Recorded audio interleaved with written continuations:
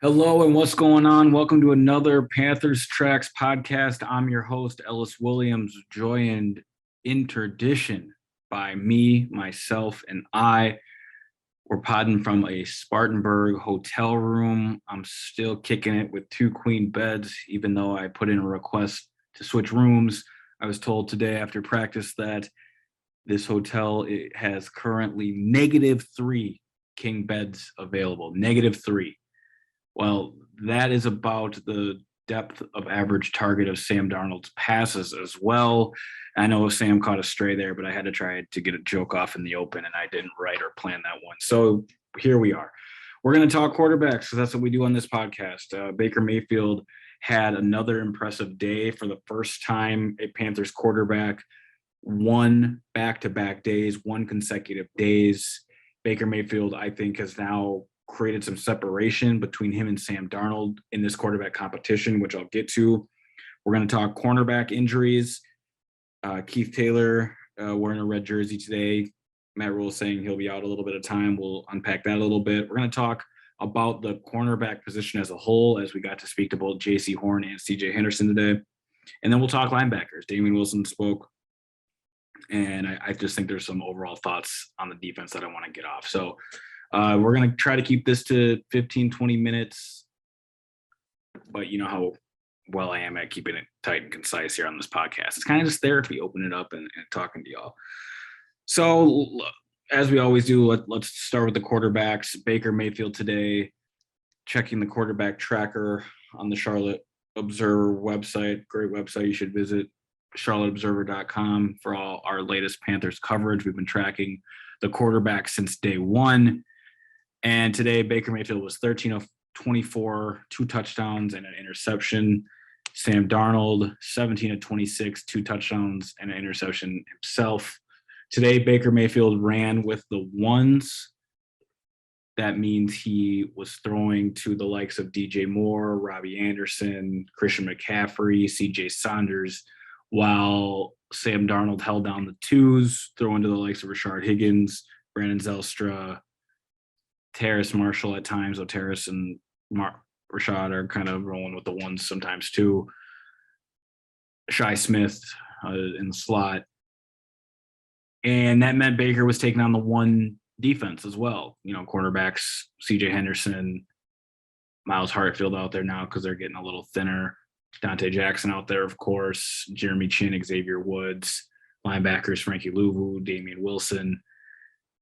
And Darnold had a tough day yesterday as he worked with the ones and played against the one defense.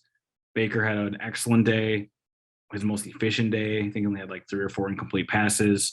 But I ended the podcast yesterday saying that this was an incomplete report on Baker because we needed to see how he played the next day, as the practice plan entailed Baker Mayfield throwing against the ones, with the ones, and Sam Darnold going to the twos. Going forward, Matt Rule said on Wednesday, the plan is, and for the rest of the week, for Baker and Darnold to just alternate playing with the ones. This is exactly the same plan they had last week. And so no surprise there. There's no timetable to name a starter. I thought it was interesting. Matt Rule said about 70% of Ben McAdoo's playbook is in. He hopes by the end of the week, nearly all of it's in, but, you know, they'll sprinkle new things in as the season unfolds, of course. All right, so getting to Baker's day. Baker Mayfield showed today why the Carolina Panthers acquired him. He showed what the major difference between him and Sam Darnold is, and it's his ability to push the ball downfield and create explosive plays. Matt Rule kind of told on himself today after practice when asked what he's looking for when evaluating the quarterbacks. And he said, you know, mastery of the offense, a quarterback who can not only get us in the right play and have the right answers on a chalkboard, but can also, of course, do it on the field. He said secondly, but also equally important, he wants a quarterback who can make plays. And that's what Baker Mayfield did today. He connected with Robbie Anderson on a 50-yard completion, a deep post during an 11-on-11 team session, play action pass. Baker Mayfield dropped back, ducked his shoulders with the run fake, something he mastered, perfected in Cleveland. He's got really nice ball handling back there with the football, you know, showing it, concealing it, then standing tall when it's time to throw. He dropped back, hit that plant foot on his right, and just launched a moonshot for Robbie Anderson, who was running a deep post. He split the coverage, stacked his corner, beat the safety to the corner, or excuse me, to the goalpost, and made a diving catch that probably didn't score, but may have been down the one or the two. Celebrated like he scored. Fans went crazy. Robbie celebrated. Really the highlight moment of camp thus far. And the play before that, I think it's important to note that Christian McCaffrey ripped off a 30-yard run. This offensive line is just mauling the Panthers' defensive line right now.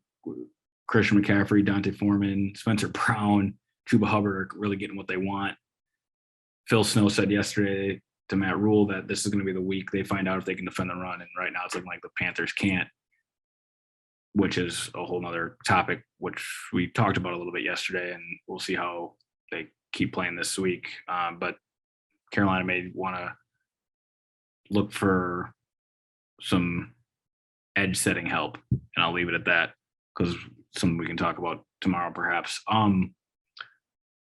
Baker today, again, as I said at the top of the pod, separated himself from Sam Darnold for the first time. He's won more days than Sam now. I believe he has 3 wins, Darnold's 2, and then PJ Walker and Matt Corral I gave a co-champion of Saturdays back together celebration.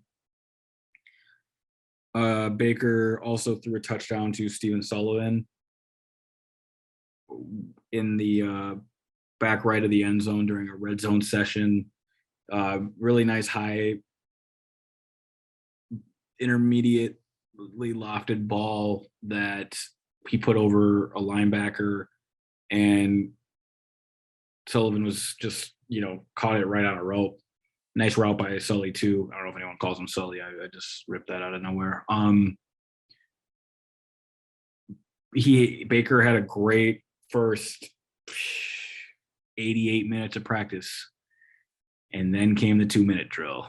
And Baker really encapsulated what Panther fans should probably expect for this season if and when he's named the starter. You're going to have your highs, you're going to have your lows. Since coming to the league in 2018, no 2 quarterbacks have thrown more interceptions than Baker Mayfield and Sam Darnold. But where Baker has the upper hand is he's thrown almost twice as many touchdowns as Sam Darnold in that same span. So I said this on a podcast a couple of days ago, that's the Brett Favre-ness of Baker Mayfield, where, okay, you can kind of live with the turnovers because he's going to put the ball in the end zone enough too. But today, to close practice, 2-minute drill, Baker Mayfield needs to go 70-ish yards with a timeout and less than 2 minutes to play. And the drive only lasted 4 reps. Carolina ran 4 plays before Baker Mayfield threw an interception to linebacker Frankie Louvu.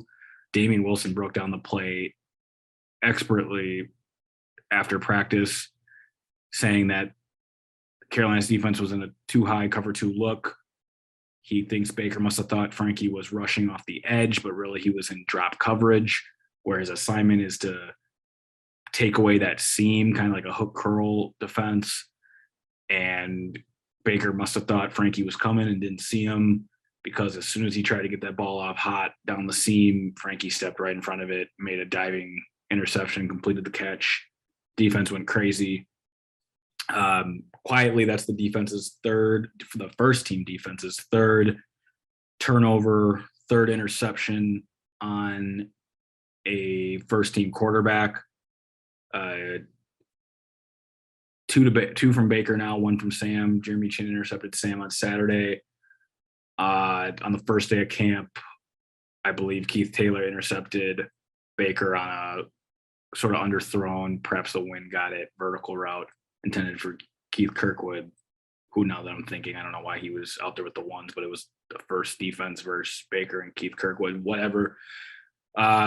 This secondary is getting their hands on some footballs, and that's exactly what Phil Snow, Matt Rule, general manager Scott Fitterer envisioned when they started crafting this defense years ago. And though it's to the dismay of the quarterbacks, this defense is going to generate more turnovers this year than I think they did a year ago. They're already doing so. But as this point started, that's the good and the bad you get with Baker. You can live with it because in his defense, it's early. The defense is always a day ahead in terms of install. So Baker probably saw a look that he was confident in, and then maybe the defense put in their drop coverages today and caught him off guard. There's a lot of inferring we have to do in this job since we're not in the building, obviously. But, you would like to see, you just want to see the turnover stop. I don't think we've had a day yet where either Sam Darnold or Baker Mayfield or both don't throw an interception. But it's about the highs in training camp. You're supposed to make mistakes. So what is replicable is the explosive plays, and that's what Baker Mayfield and Robbie Anderson put on tape. It was great to see number 3 make a play. The ball hasn't come his way a bunch. He should have had a touchdown on Saturday, but Dante had recovered excellently, and Baker put the ball a little too far inside. But Robbie showed today he still has all the burst, splitting double coverage. He's got some real nice releases off the line. I think Robbie's going to be in line for a nice year. Tomorrow, like I said, Wednesday, the Panthers are going to rotate Baker and Sam both with the ones. Matt Rule said there's no timetable name of starter. Even if there was one, he said he wasn't going to share it with the media and the public, which I understand. But again, for the first time, we saw some separation be created between Baker Mayfield and Sam Darnold.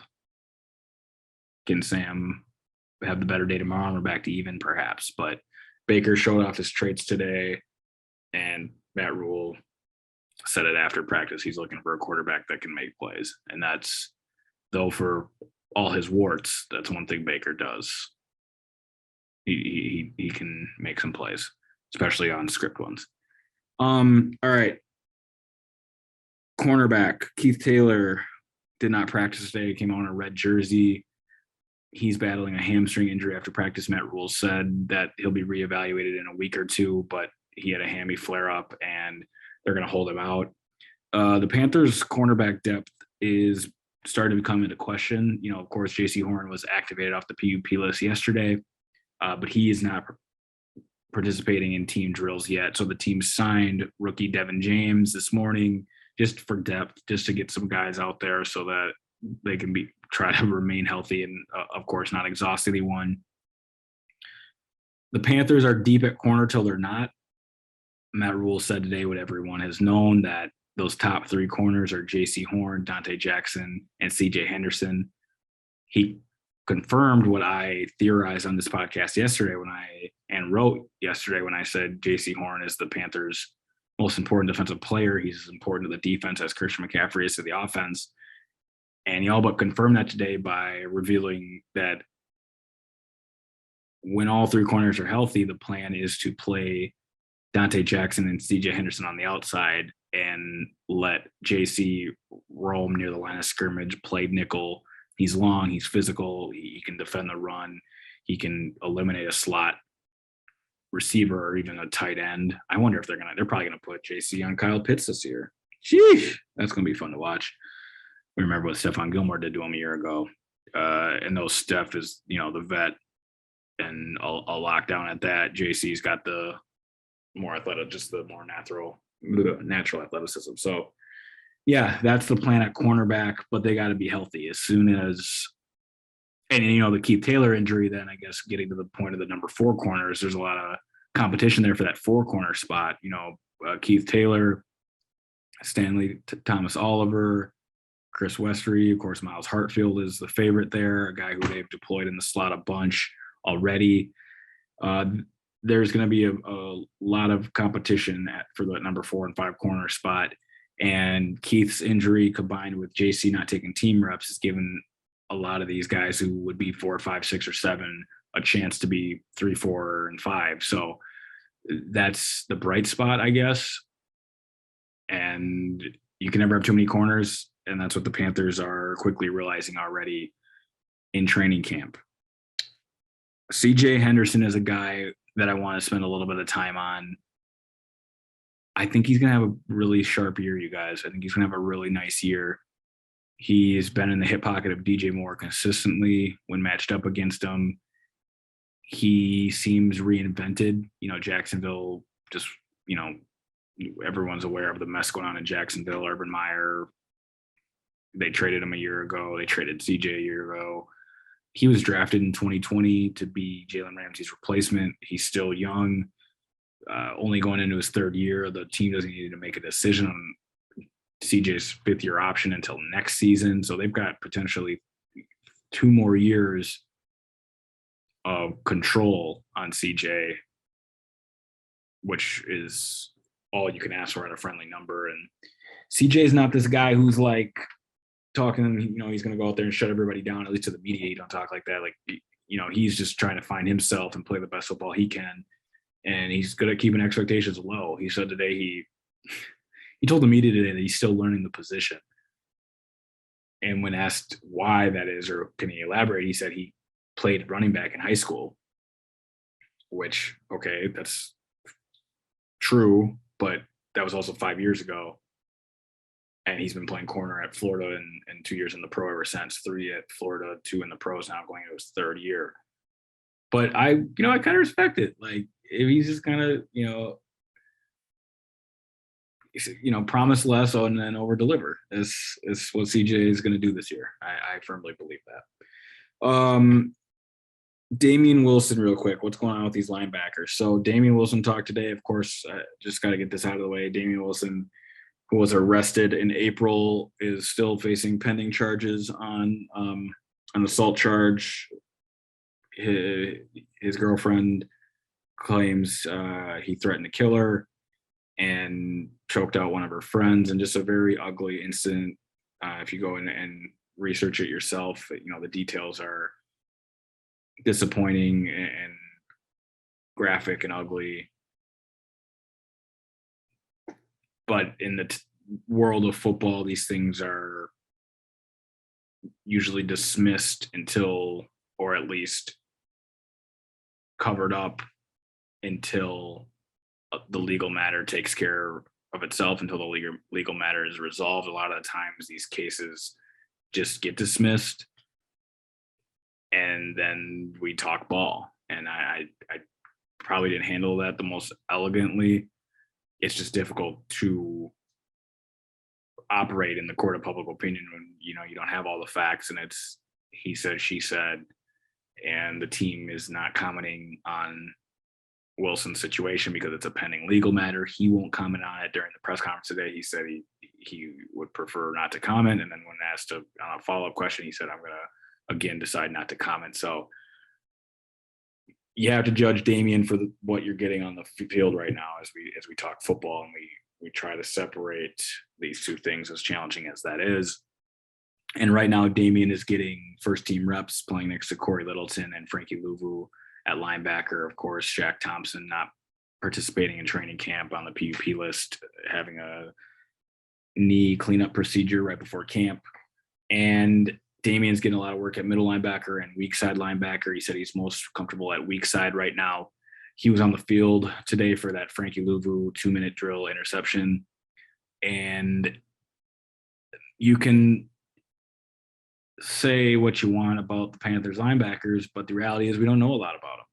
I do know that this team is getting ran up on in practice, which of course is a bad sign for the defensive line, but it also means linebackers aren't filling their run gaps and they're not holding their fits or getting off blocks. And that's going to fall on Corey Littleton. That's going to fall on Damian Wilson. So this linebacker room has a long, long ways to go.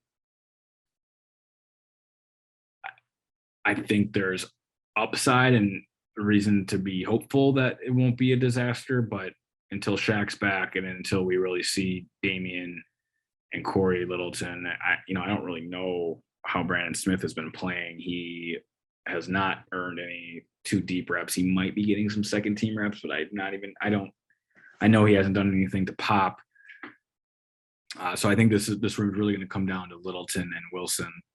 and Shaq Thompson and Frankie Luvu. I think those will be the 4 guys that you're going to keep hearing this year. And, the goal is to only have 2 linebackers on the field most times anyway.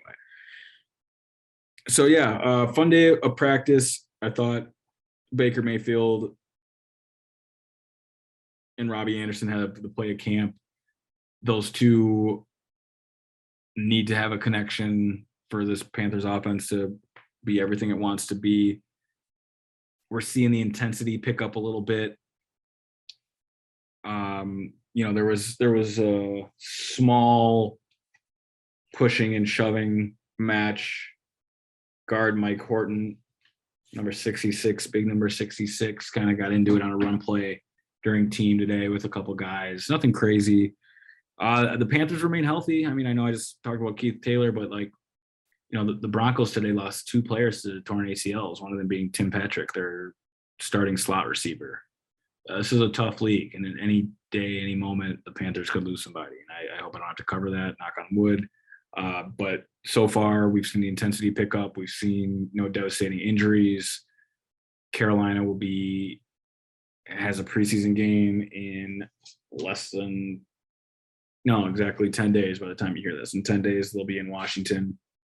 I got to start booking my flights for this stuff, man. This is creeping up. I feel like it was just July a couple days ago. That's because it was. It's only August 2nd. But really fun time to be covering the Panthers, to be following the Panthers. This is the most fascinating quarterback battle going on in the league right now. And on top of that, it's not like this is Atlanta about to catch a stray, but it's not like the Panthers are the Falcons right now. I read a story this morning on the Falcons. Their head coach, I should know this name off the top of my head. Tennessee's former offensive coordinator, Smith. It's not Mike Smith. Riveting podcasting here.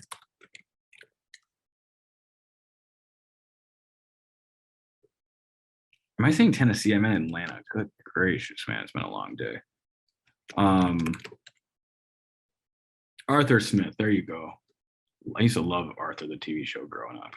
I also had a wicker chair once. That's a joke for the homies back at the crib. Arthur Smith has had some interesting quotes out of Falcons camp talking about how I don't give a damn what people are saying about us. Go read reports about the first iPhone that came out. You had tech experts saying that the iPhone would never last. It's an interesting metaphor.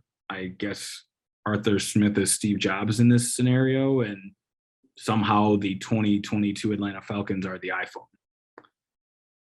We shall see. I don't know how many people are going to be flying off